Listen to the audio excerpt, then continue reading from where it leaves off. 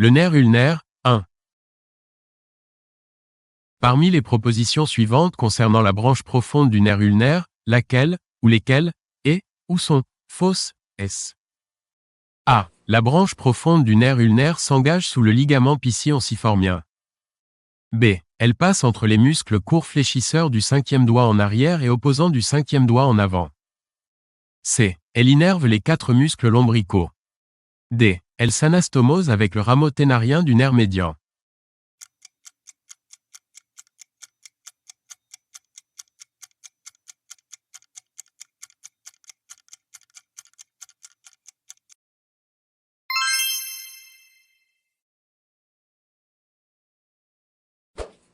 Selon vous, qu'entraîne une section du nerf ulnaire dans la région axillaire? Plusieurs réponses possibles. A. Impossibilité de fléchir le coude. B. Impossibilité d'écarter et de rapprocher les doigts.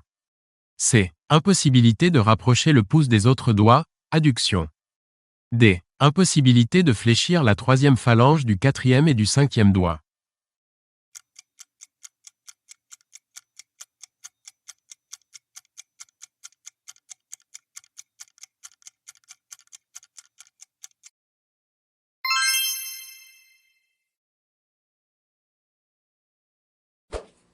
Parmi les propositions suivantes, lesquelles correspondent au nerf ulnaire? A. Il provient de la division du faisceau postérieur du plexus brachial. B. Il chemine dans un sillon à la face postérieure de l'épiphyse distale de l'humérus. C. Il chemine dans un sillon à la face postérieure de la diaphyse de l'humérus. D. Il innerve le muscle fléchisseur ulnaire du carpe, ou muscle cubital antérieur.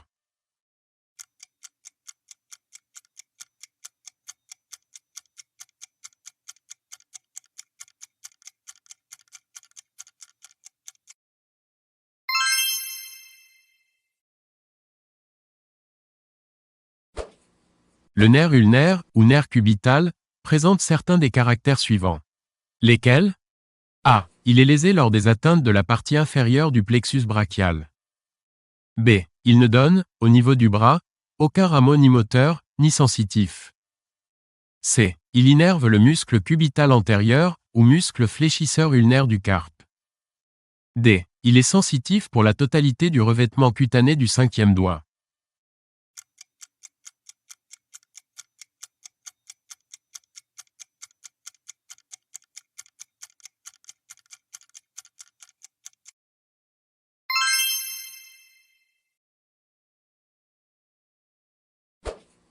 Parmi les propositions suivantes concernant le nerf ulnaire, ou nerf cubital, lesquelles sont fausses?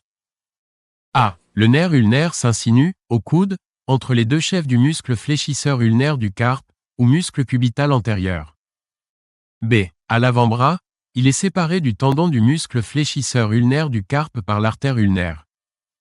C. Il passe en dehors de l'os pisiforme.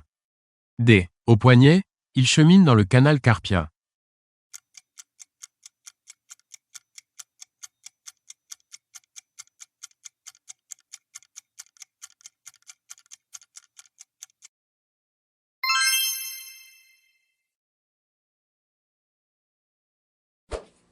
Parmi les propositions suivantes concernant le nerf ulnaire, lesquelles sont exactes? A. Au niveau de l'avant-bras, il est situé dans la concavité du muscle fléchisseur ulnaire du carpe. B. Il traverse le canal de Guyon accompagné de l'artère ulnaire. C. Il assure l'innervation sensitive du bord médial de la main. D. Sa branche profonde passe sous le ligament pisci-onciformien accompagné du rameau palmaire profond de l'artère ulnaire.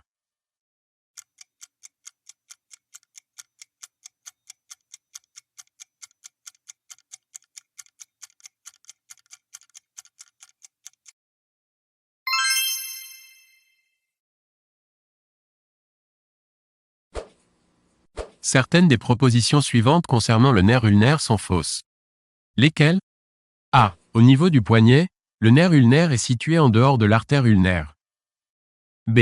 Le nerf ulnaire se divise en ses 2 branches terminales avant de pénétrer dans le canal de Guyon. C. La branche superficielle sensitive du nerf ulnaire passe sous le ligament pisci-onciformien.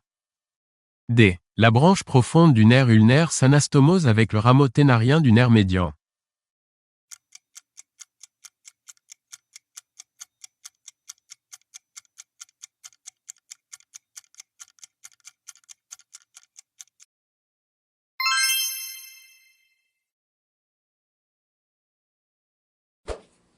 Certaines des propositions suivantes concernant le nerf ulnaire sont exactes. Lesquelles?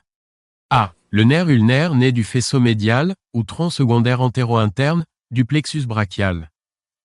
B. Au tiers supérieur du bras, il accompagne l'artère brachiale en avant du septum intermusculaire médial.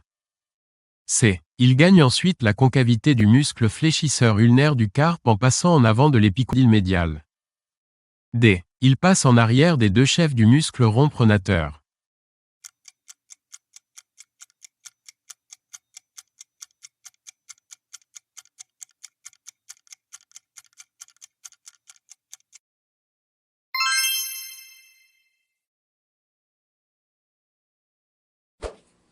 Certaines des propositions suivantes concernant le nerf ulnaire sont exactes. Lesquelles?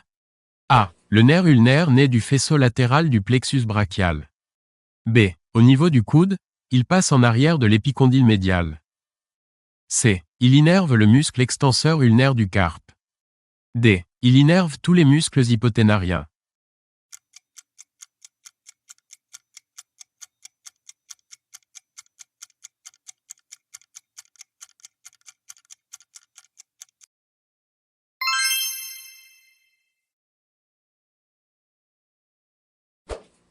À propos de l'action de la branche motrice du nerf ulnaire à la main, citez les propositions fausses.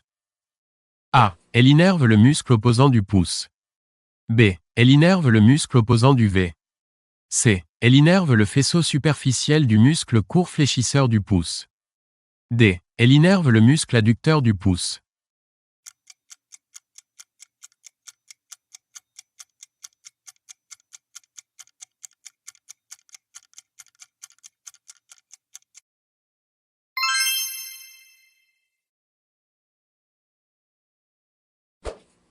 Parmi ces propositions concernant le nerf ulnaire sont exactes. Lesquelles?